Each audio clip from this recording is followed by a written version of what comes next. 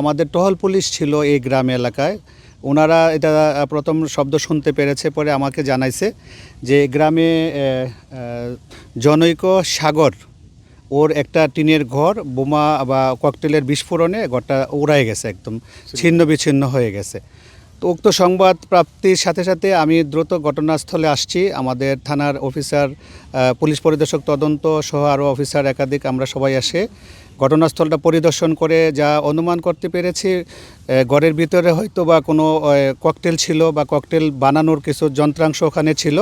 তো এগুলো হঠাৎ করে বিস্ফোরিত হওয়ার কারণে যে ঘরের চাল টিন যে আছে বিভিন্ন দিকে ছিন্ন ভিন্ন হয়ে উড়ায় গেছে। পরে আমরা আশপাশ থেকে আরও তথ্য কালেক্ট করার চেষ্টা করছি।